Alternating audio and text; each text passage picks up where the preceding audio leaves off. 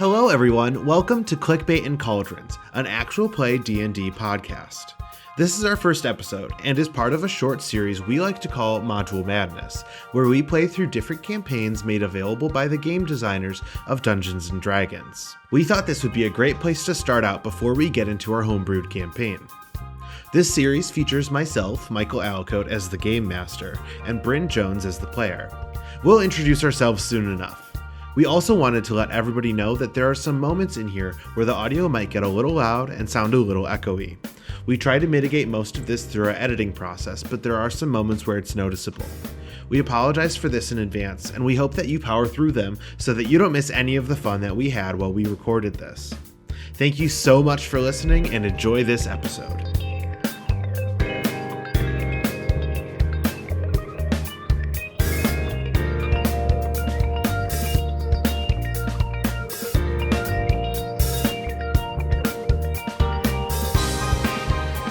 Hello everybody, welcome to Clickbait and Cauldrons, a D&D actual play podcast. This is our first episode, and we are going to be playing through Dragon of Icespire Peak, which is one of the introductory modules that you can get as part of the kind of base game of things. And my name is Michael Alicoate. I am your Dungeon Master, and I am also going to be playing a party NPC as well as everybody else. Hi, my name is Brynn Jones. I'm the only player who's playing today. I'm 5'4". I'm a brunette. I'm unsigned. And feel free to contact my manager that I don't have. We have a campaign with more players, but yeah. Yeah. We're just playing a fun one with just us for today. Yeah, well, I've never played through a module before. Everything that I've played through has been kind of homebrewed settings. So now working through a pre-made thing is interesting. It's fun for me, and we're only playing with two people, which is not usually how D&D goes. 100. So, and it could also give a really good chance for the listener to see if they're not ready for homebrew yet. An idea of what exactly. This is like the introductory module. So completely. So if you like this, play and you want a to DM or whatever, or play. I'm playing two classes I've never played before, which is very exciting. So it's a fun little learning curve. And this is kind of my first time, not DMing, but I don't know. Yeah, kind of my first time DMing something like this. That's for sure. 100. Otherwise, well, let's get started.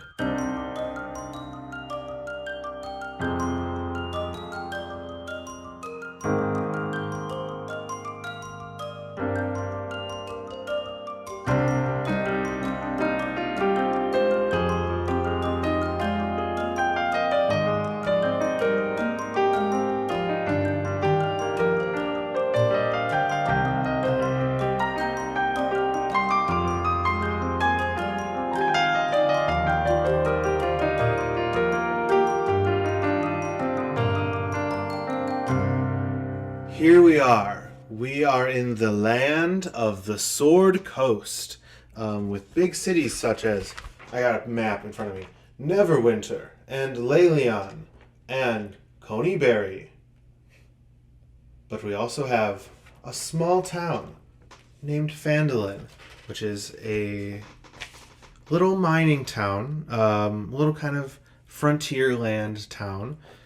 And on the path into Phandalin, we see one orc, half orc, technically, named Holgo Firefist. He is a mustard-skinned, black-haired druid who is walking along this path, going to Phandalin to try and find some more work and to figure out who he is. He's just gotten out of his druidic arts, and now he is on his way. And further backwards down the path, we also see two travelers who are traveling by themselves as a party. And Brynn, can you introduce our two travelers to us? Absolutely, I can. Walking down the path to Phandalin, skulking a little ways so as not to necessarily be noticed, are level 1 sorcerer and level 1 rogue, Mervyn and Ellaryn Bloodbane, who are siblings. Mervyn Bloodbane is 19 years old. Ellaryn is 8 years old. Mm-hmm. And why are they traveling to Phandalin? Yeah, I mean, what, you want the whole backstory? You want the whole spiel? Maybe not the whole spiel. Give me the... Well, they were born on the 8th of Breaking Dawn, and that's a Twilight book. Yeah, well, it's just sort of the two of them in the world. And, Mervyn goes where the work takes him, you know? Gotta keep himself and his sister afloat. Times are hard. Times are always hard when you're 19 and you're caring for an 8-year-old by yourself. So we're off looking for any place where fortune might find us. Interesting. Or work. And so, Mervyn and Ellaryn are walking down this path, and they come up next to our good friend Holgo Firefist. And there's a commoner also walking at the same time. Where is this person? The commoner is a little bit in front of Holgo. Okay. Holgo is then kind of where he is, and then the Bloodbanes are a little further back behind Holgo, maybe kind of at a stalking distance, maybe a little closer than that. We're just hanging back. I'm with you. And you see that the commoner has a small... It's not a wallet per se. It's like a money pouch, I guess. That is probably not in a great place with how many rogues and stuff that there are in the land of the Sword Coast. What do you do about... Do you do anything about that? Do you... Yeah, well, let me just say right off the bat, Mervyn doesn't notice it. Great. Actually, yeah. Let's roll a perception check to see if... Okay. If any this is Mervyn. That's a 10. Okay. Mervyn does not notice it. Yep. But keen-eyed Ellaryn, that's a 15 plus a +4 proficiency bonus is 19. 19 definitely passes the DC to notice this money pouch. And can I also have Ellaryn do a perception check on the half-orc? Sure, absolutely. Oh, that is a 7. Okay. Ellaryn doesn't know anything. Notice anything that's unusual about Holgo. Sure. Holgo is really just a soldier who's kind of in this hide armor that is nothing out of the ordinary from other travelers that have been on this path to Phandalin. But what does Ellaryn, with that such high of a perception check, to notice this kind of money pouch? What does Ellaryn do? Does she do anything to maybe steal some money or something like that? I think she reaches over and she gives her brother a tap on his leg, and he takes the hint without even needing to ask, and they walk forward up about to the level of the half-orc. Okay. And Mervyn tries to distract him. Just tries to talk to the half-orc for a second. Okay.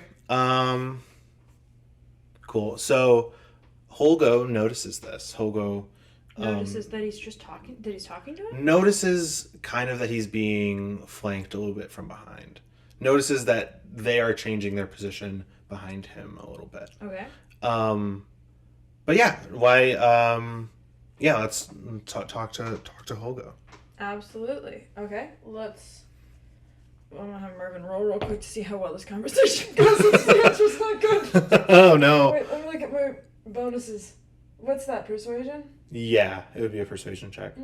Or a deception. Deception. That's +4, so it's another 7. It's a 7. Okay. What's up, bro? How's it going, brosif?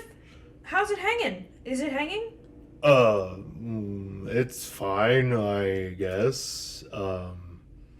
Just going to Phandalin and Whoa, that's crazy. You know what? I'm also going to Phandalin. What brings you to Phandalin? During this conversation, Ellaryn is going to try to stealth up behind the commoner while the half-orc is not. Holgo? Holgo. Holgo. While Holgo is hopefully not looking, Ellaryn is going to try to stealth up behind the commoner. Okay, give me a stealth check for Ellaryn. That is a 16 plus 4. Ooh, dirty 20. Dirty 20. Holgo doesn't notice anything, and neither does the commoner. The commoner really kind of is... It's almost as if you would be listening to music. Sure. Should I sleight a hand? Yeah, give me a sleight of hand. Do you have thieves tools? I do have thieves tools. So give me a sleight of hand. Actually, no, I don't think thieves tools would be useful for this. Just give me a sleight of hand check. That is a 9 plus 4, 13. Are you proficient in sleight of hand? No, wait, sorry. Am I proficient in sleight of hand? I think that's Mervyn. No, this is Mervyn. I would assume that you might be. Where's sleight of hand. Yes, I am. So I also add my... No, this already is... Yeah, because I have it here for my proficiency bonus. So it's a plus 2 proficiency bonus. So it'd be 11. Okay. The commoner notices. The commoner feels a little hand kind of go into his pouch, and he turns around, and he is irate. He is so angry, and he goes, "What the hell are you doing? Why are you in my money pouch?" I thought you were my dad. Are you not my dad? Who are you? Give me a deception check real fast. That's a natural. That's a natural 2. No, I'm not your dad. Why would you think that I'm your dad? You're a tiefling, and I'm a human. What? Why did you think... That's how tieflings work. Most tieflings are half something else. Well, I'm not smart enough to know that.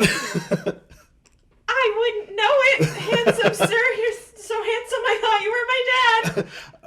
Okay, so he goes and takes out his sword, and so I'm going to have Ellaryn roll initiative, and then we can go through one round of... Just Ellaryn? Just Ellaryn for now, and then... Should I have him roll like a perception or something like that? Not yet. So we'll go through one round of combat between the two of you, and then... Sick. What? That's cocked. Reroll that. 11. Okay. 11. Wait, do I have any... I have plus 3 to initiative, so 14. Okay, 14, and then it's a 16. That is just a 16 flat. So we are now in combat with Ellaryn and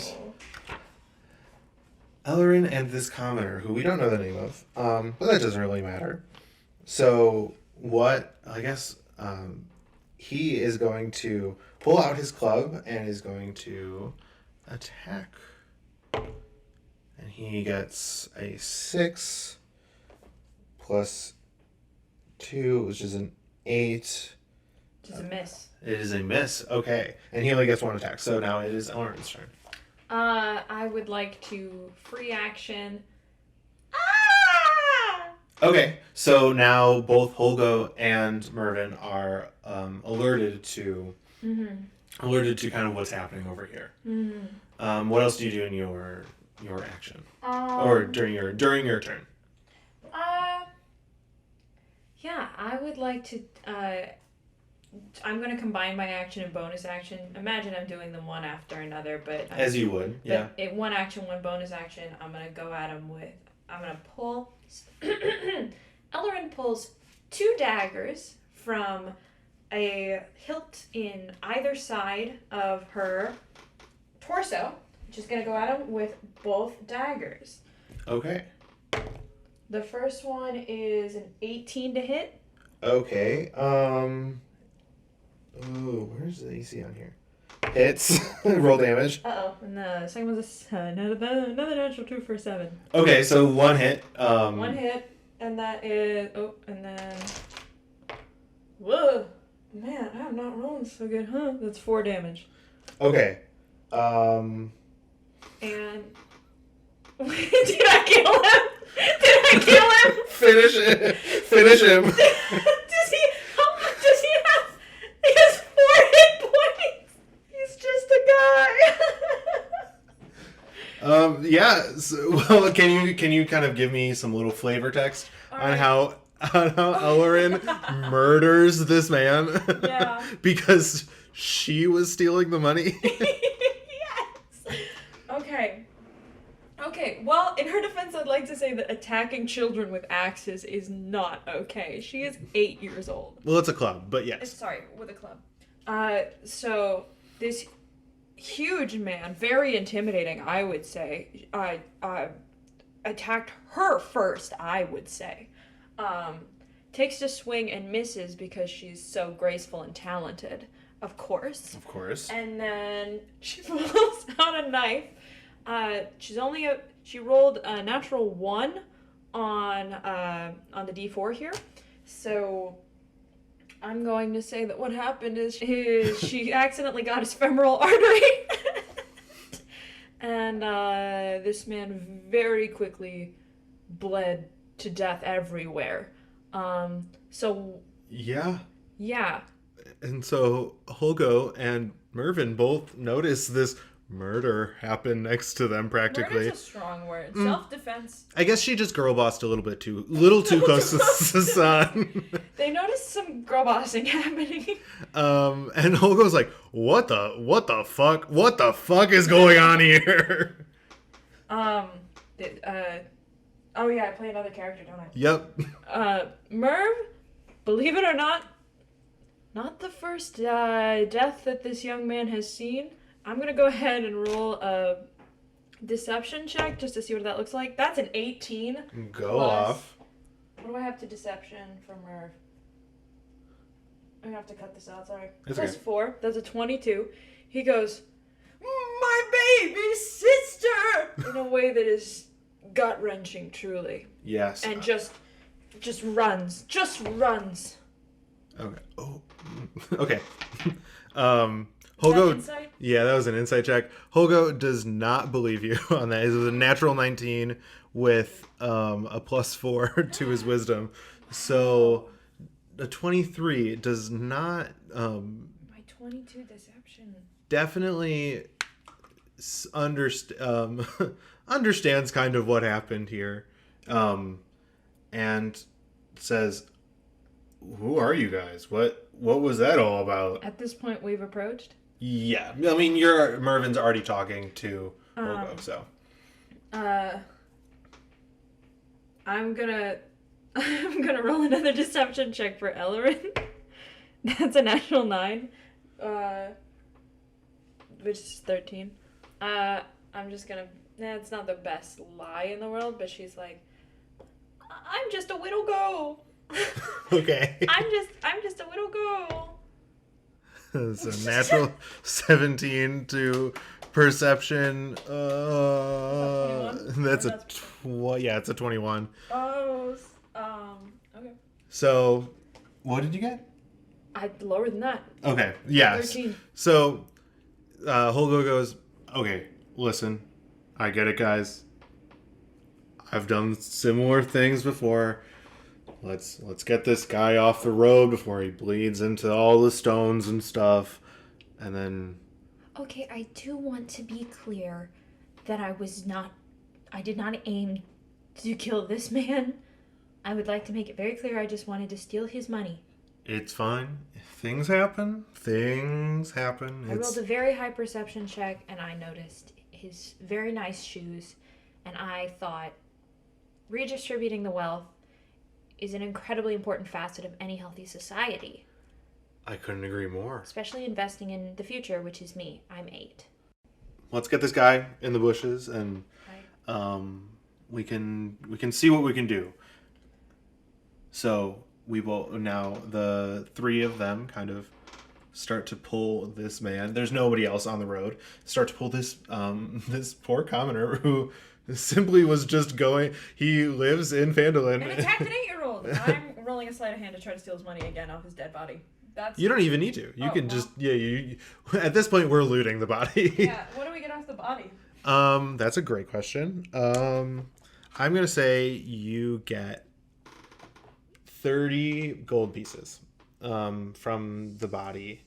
And Holgo is gonna try and persuade just a little bit to maybe get some of that money as well. Just since he helped move the body. I'm going to persuade you then. That is a natural 6 with a +1. So it's a 7 to persuasion. Okay.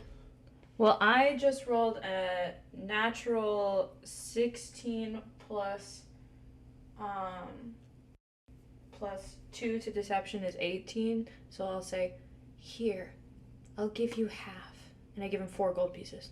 Perfect. So now Holgo has, I think, 11 gold pieces.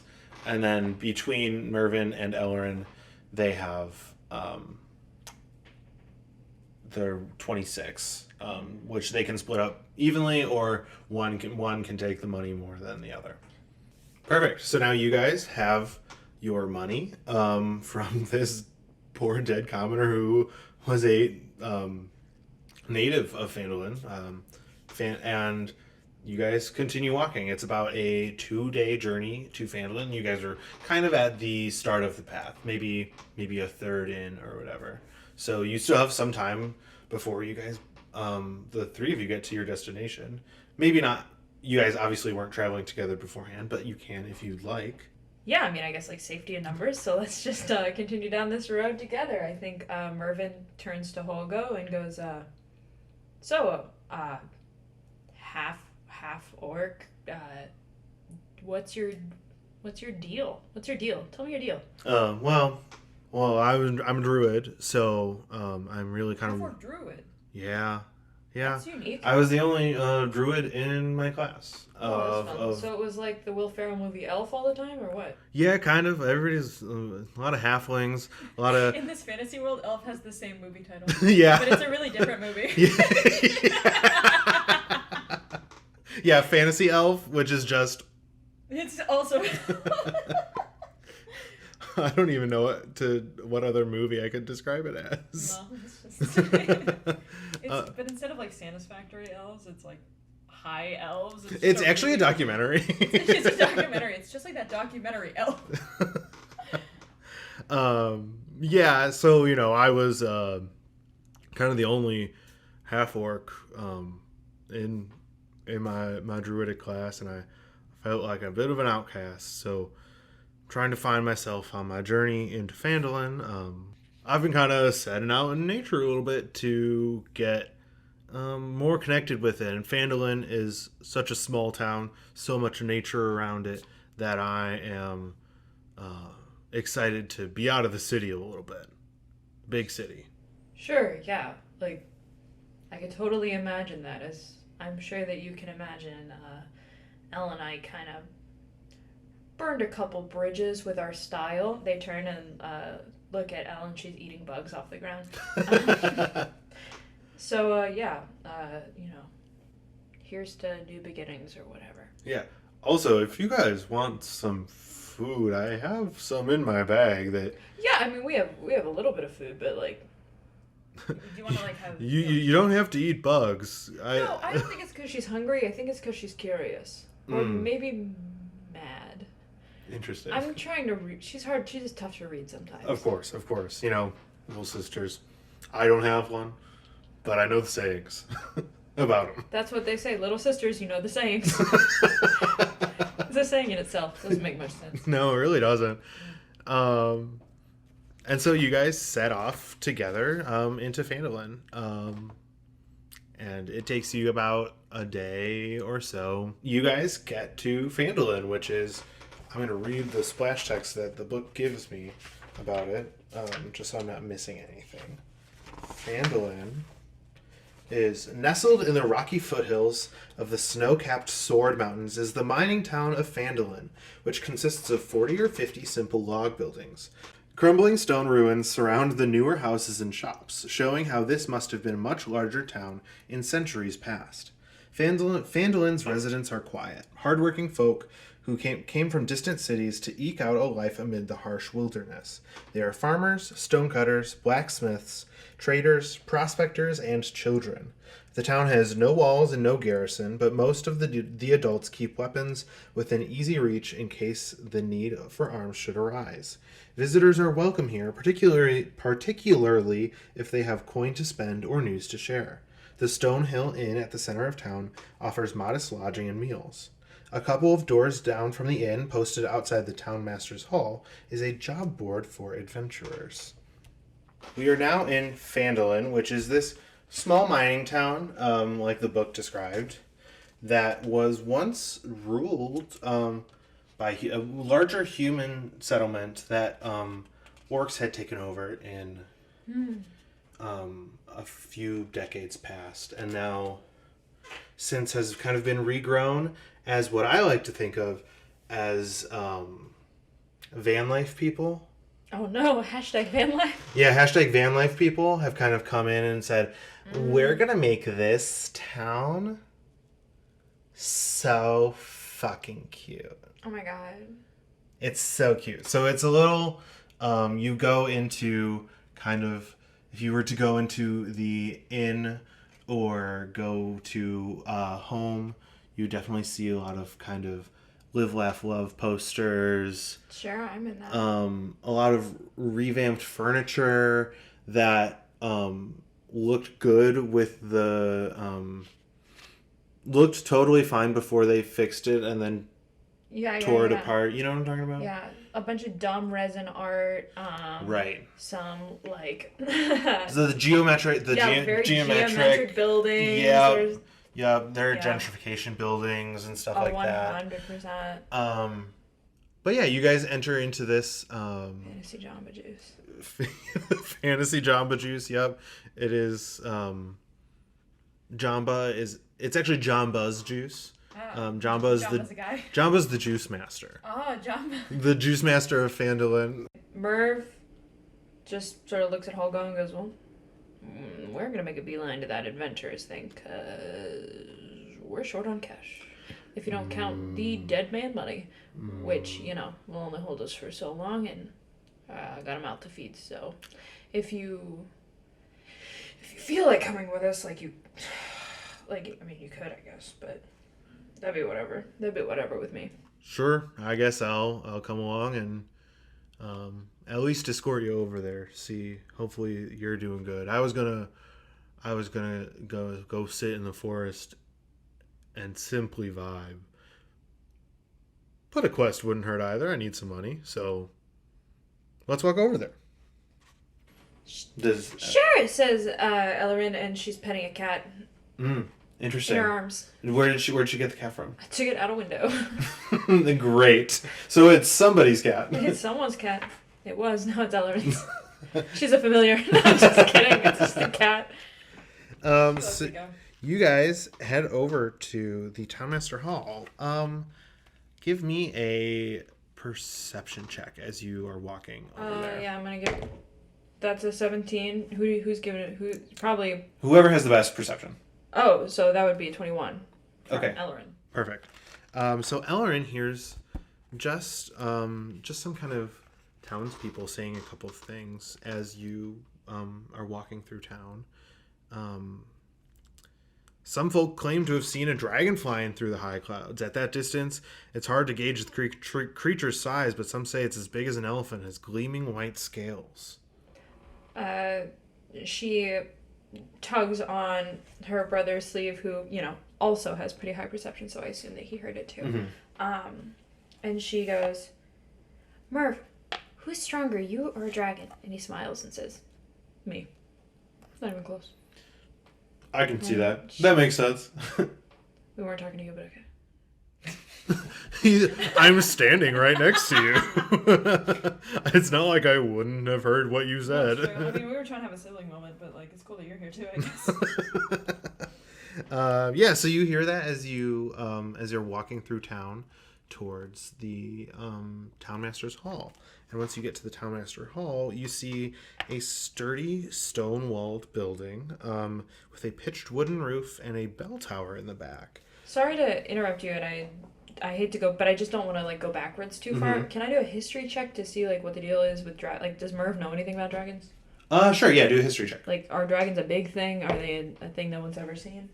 12 plus 2. So 14? Yeah. Well, okay.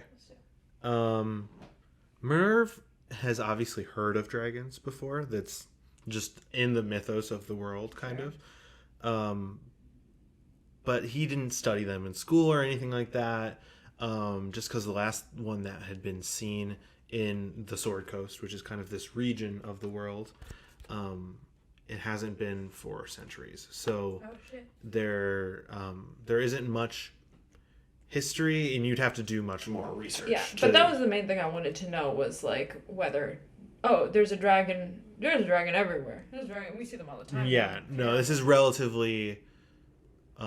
This is a new revelation. If there's been a dragon. Yeah, I'm with you.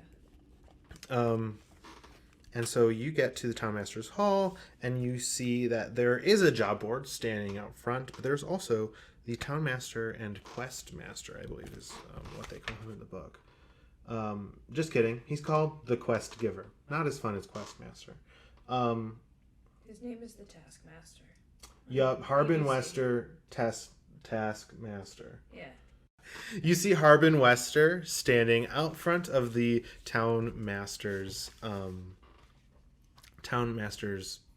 home. What is it called? Townmaster's Hall, which seems to you kind of like it's the city hall of Phandalin. Mm-hmm. There's the job board with Harbin standing out front. There's also a large space inside too that people can eat and kind of just gather maybe during some of the higher holidays and stuff like that of the area. You might see some folks drinking wassail and all that kind of mead and all that kind of stuff, and having a merry time within this large hall. Mm-hmm.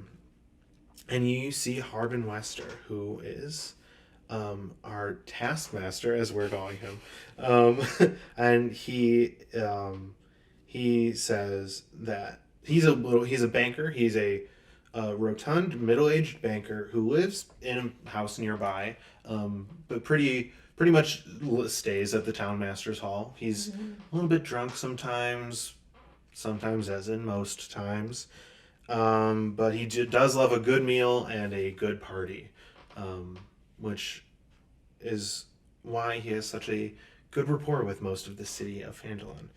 And you see Harbin say, if your dragon knew that I'm far too thin and bony to make a meal. Crowd slightly laughs a little bit. Merv desperately wants a job, so he goes, ha!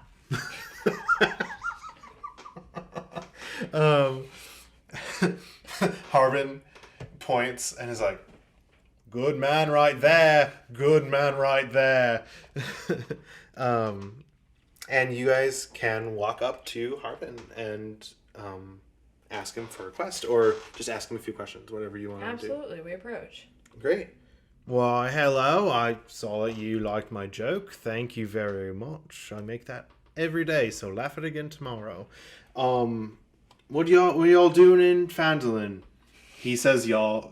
Canonically, he says y'all. Yeah, no, nice to meet you. Excellent comedy, my good sir. Thank you. Deception check. Yes! That's 22 deception. He thinks you are his biggest fan. Yes! Yes!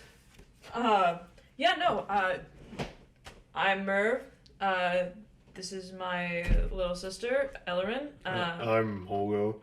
In fact, we are looking to get out of your hair, but also be back in time to laugh at a joke soon. So we're actually on the lookout for ways of putting some gold in our pockets, a little clink clink, a little clink in our step. Oh, you're looking for a task. We love one, sir. Right, I got a couple of tasks. What are you in the mood? What are you in the mood for? Some magic, some mines, some hills, I guess. Some hills. Hills. Well, I mean, any of those locations we could definitely make work. What kind of tasks we dealing with here? Well, one of them deals with hold on, that's not his accent. One of them deals with a bunch of gnomes. You know, rock gnomes. They're in a small network of caves, and we just want to make sure that they are on board with. You're leaning foghorn leghorn a little bit. I can feel yourself going. I am.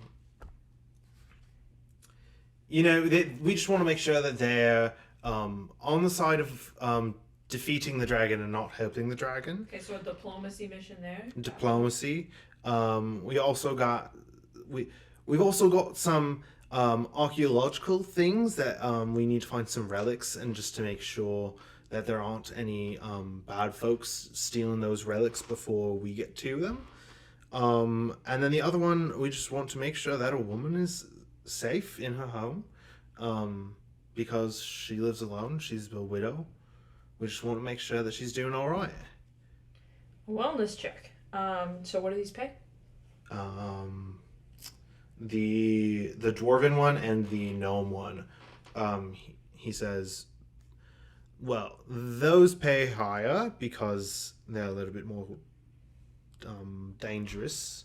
Not a lot of our adventurers are all that good around here, so we might pay a little bit more for these. We've sent a few and they haven't come back. So, but then the wellness check, you know,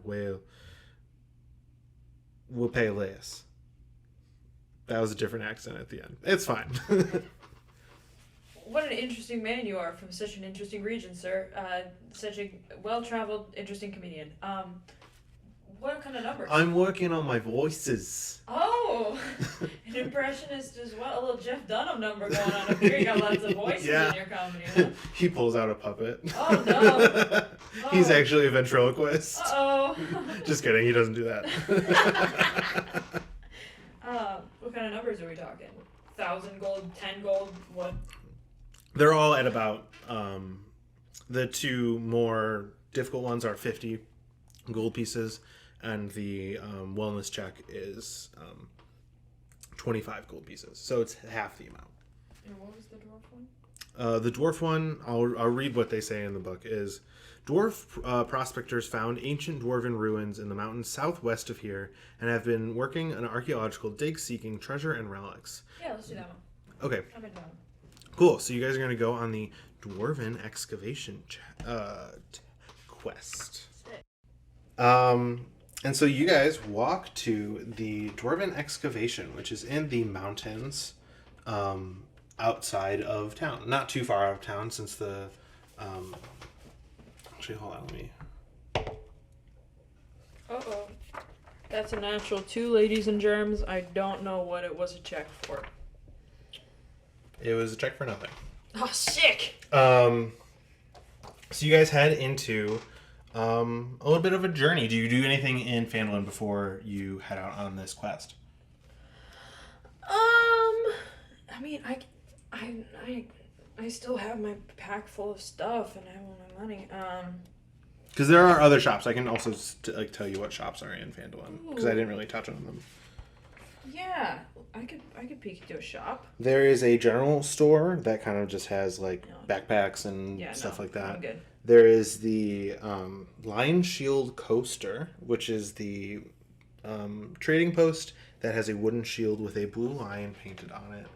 And they sell finished goods, who sells armors and weapons. I don't think I gave a physical description of either of my characters. Physically describe your characters for us, please. You got it. Sorry to break whatever idea of them you had in your head.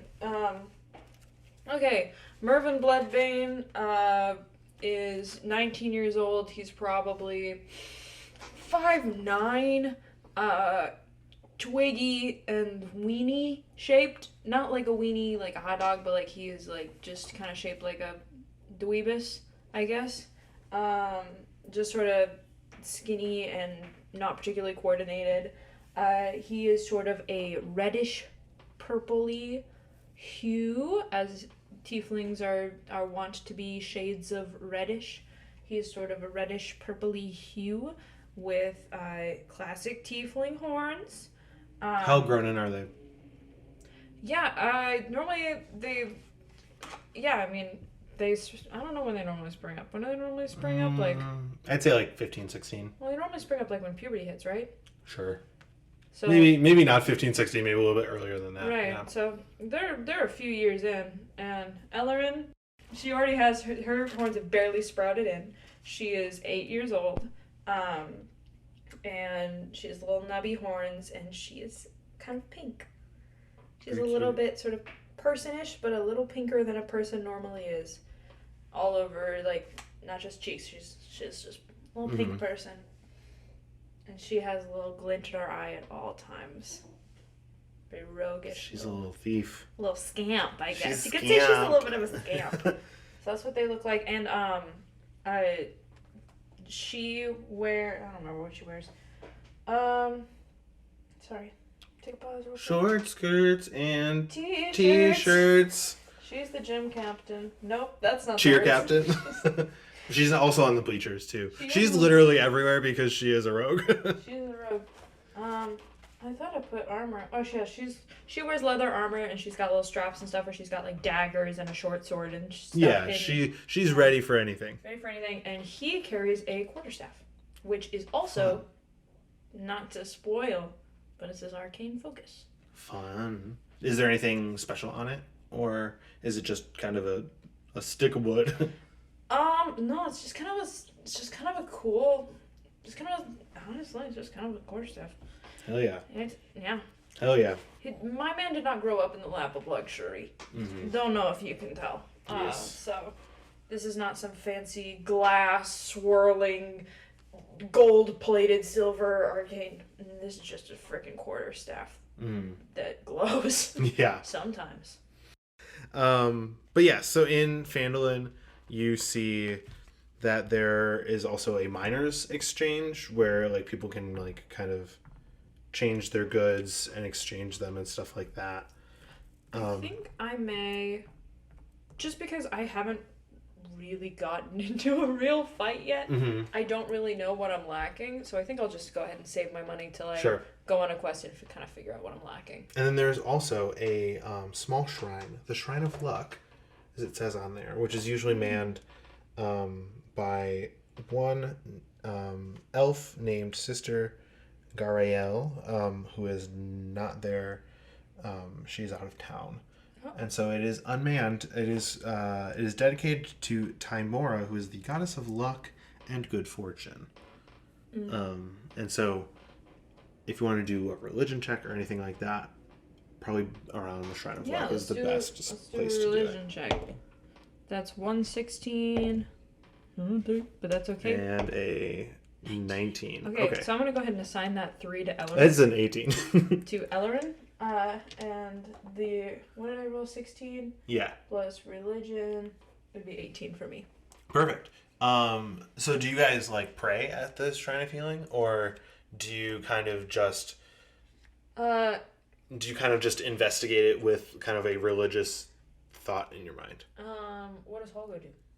Holgo, he's seen these around before. He's kind of used to shrines and stuff like that. And he doesn't pray to Tymora, but he does kind of kneel down and pray to the orc god. And do you guys do the same? Do you guys have religious connotations or religious beings that you would pray to? Ellaryn's trying to learn how to walk on her hands. And great. Merv just sort of walks over towards the shrine, leans down towards the side of the road, picks a flower, and sort of just walks over and lays it in the tray, and he just sort of sends a mental note and says, "Hey, Mom, I don't know if you can pick up on these things at other people at shrines and stuff, and I don't really know how that communication works, but or maybe someone else can pass the message along to you or something. I'm doing my best. Every day I'm doing my best, and every day it's hard. So maybe if you're friends with this luck lady, whatever her name is. Timora, the luck lady, not the time lady. No. First of all, let her know her name's confusing, but then second, if you could have her send some stuff my way, it could be a really good sign that maybe you heard this. And you feel a little bit of guidance. My mom is alive. I just want you to know. Oh, their mom okay. She's a devil. Yes. I forgot about that. Yeah, no, just making sure, because the audience didn't know that, so that's fine. But I need to make sure that you know that. The vibe I was getting, I was like, is she dead? No, remember she got pulled into like a devil.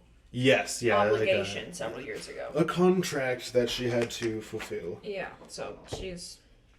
But you can cut that out. But I just want you to know. Yes, no, thank you for reiterating. That's why he poison sprayed of flowers for it to wither and die in hopes that it might be like a way to send it to hell. Sure.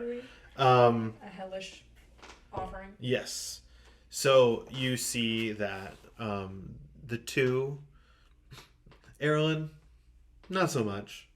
Ellaryn. Sorry. Her name's Ella. Ellaryn. Ella. Okay. I will think of Ella.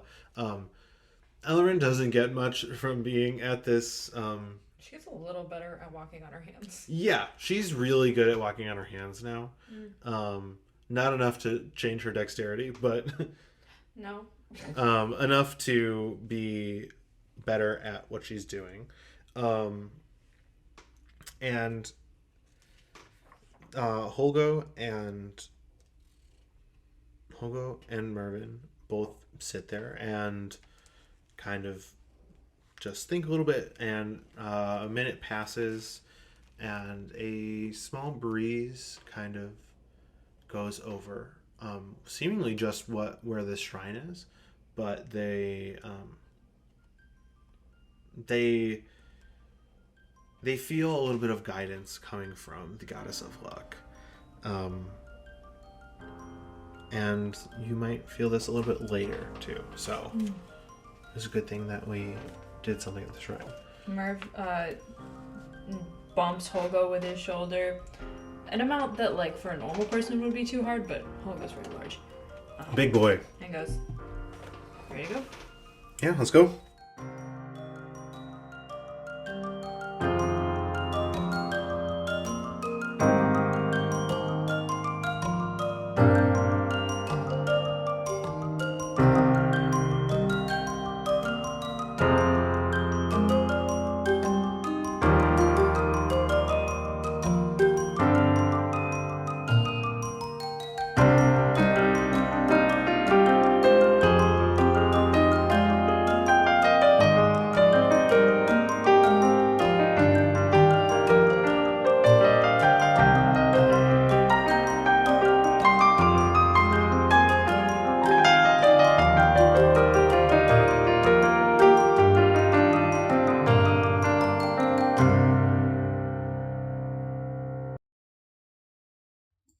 Thank you so much for listening to this episode. We hope you enjoyed it. We are going to be back next week with another and more thrilling episode of Icespire Peak. If you enjoyed this episode, please make sure to follow us on Spotify, or if you listen to us on Apple Podcasts, send in a rating of 5 stars. That will really help us out in getting the podcast support. You can follow me at Alicoate13 on all social media, and head over to Brynn's TikTok, which is @BrynnJones. If you like this, you might also like our parent show, The Clickbait Show. I'm the host, and it's a live-streamed trivia and game show over on Twitch. We are currently in production for Season 2, and if you want any updates, you'd be best to head over to twitch.tv/The Clickbait Show, with no spaces, where all of the other social media handles are linked. Thank you again, and see you next time.